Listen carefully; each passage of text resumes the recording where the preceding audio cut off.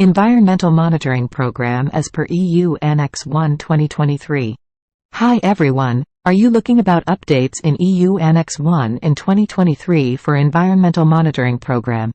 Welcome to GMPInsights. In this video we will learn about environmental monitoring as per EU Annex 1. Section 9.0 of EU Annex 1 describe the environmental and process monitoring for environmental monitoring for total particle count, viable count, temperature, relative humidity and aseptic process simulation. For aseptic process simulation, detailed video is already made and please see the link below in description. These monitoring programs should be part of CCS and together all helps to confirm reliability of process design, validation and operation. However, separate consideration of limited information obtained for these programs should be used to batch release decision and process evaluation. IM program may be differ based on criticality of process, for example, differ for terminally sterilized and aseptic process. Environmental Monitoring Program. Purpose. 1. Monitoring data should provide assurance that cleanrooms are in state of control as per design and regulatory requirement. 2. Program should be effective to detect any excursion and to initiate investigation including assessment of risk to product quality. Routine Monitoring Plan. A robust monitoring plan as per EU Annex 1. Risk Assessment. Risk assessment should be performed with knowledge of process, product facility, equipment, process and critical steps and monitoring data obtained from qualification and knowledge of in-house microflora. These risk assessment should determine critical monitoring location in respect to impact to product quality in presence of microorganisms. These risk assessment should determine critical monitoring location in respect to impact to product quality in presence of microorganisms. For example, based on the risk assessment, critical location such an underfilling station or location open to lower grade area due to process involved, should be identified. 1. Utilize risk assessment, smoke study to establish M program, including identification of sampling locations, frequency, monitoring method and incubation condition. 2. IM program should be considered for routine data trending program and CCS. 3. Risk assessment associated with M program development should be reviewed in regularly to assess any change. 4.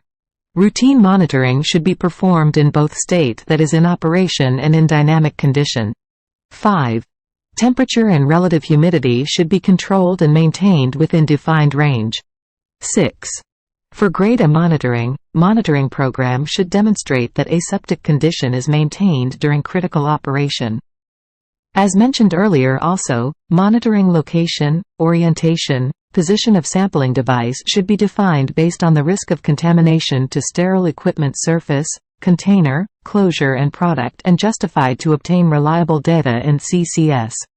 7. Sampling method itself should not pose risk of contamination to operation during sampling. 8.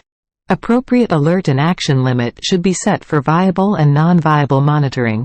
Maximum permitted limit is defined in EU Annex 1. That will be in coming slides. Moreover, stringent action limit and alert limit may be defined based on the routine M monitoring data, process and as defined in CCS. 9.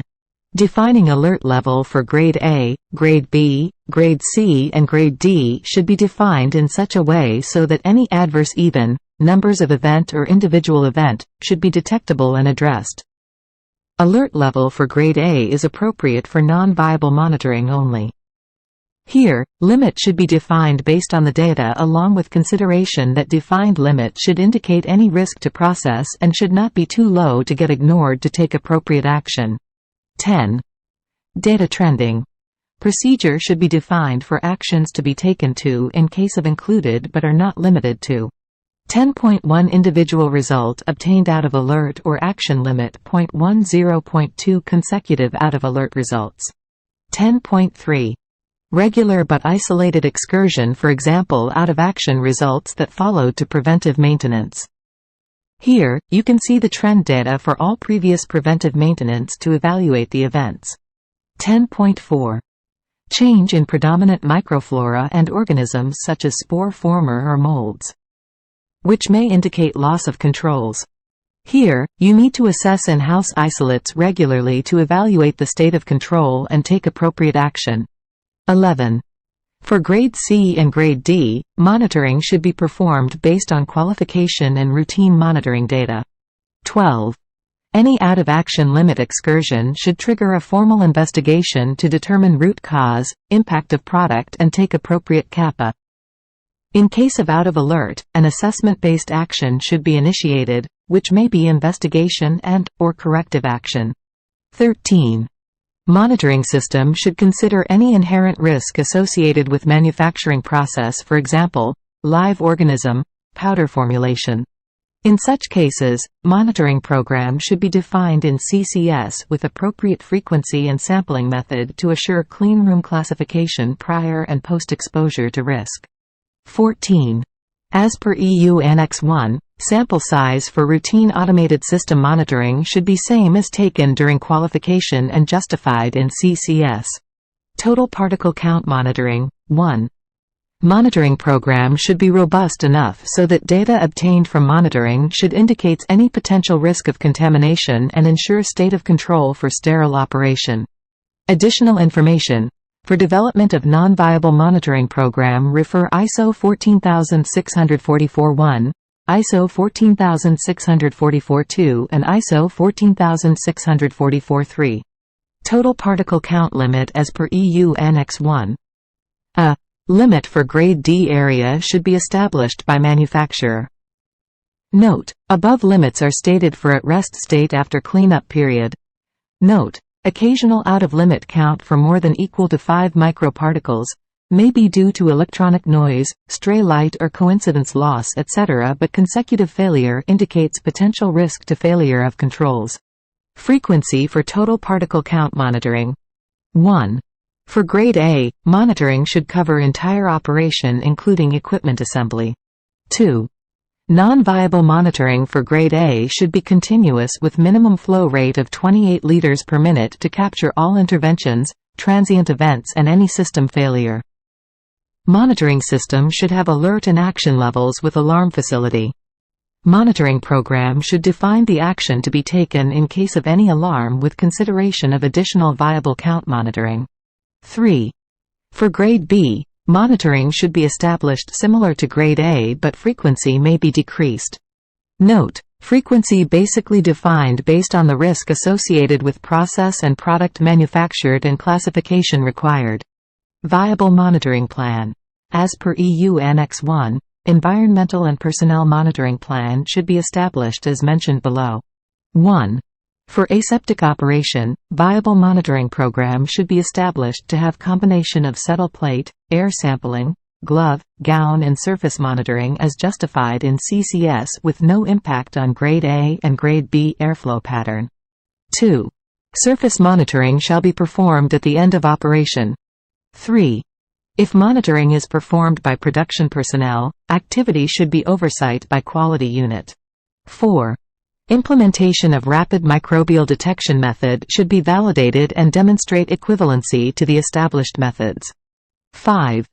Procedure should be in place for equipment operation and results interpretation.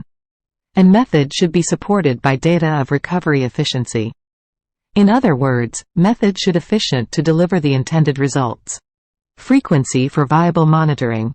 For Grade A, full duration of critical operation including equipment set up to cover all interventions, transient event and any system deterioration.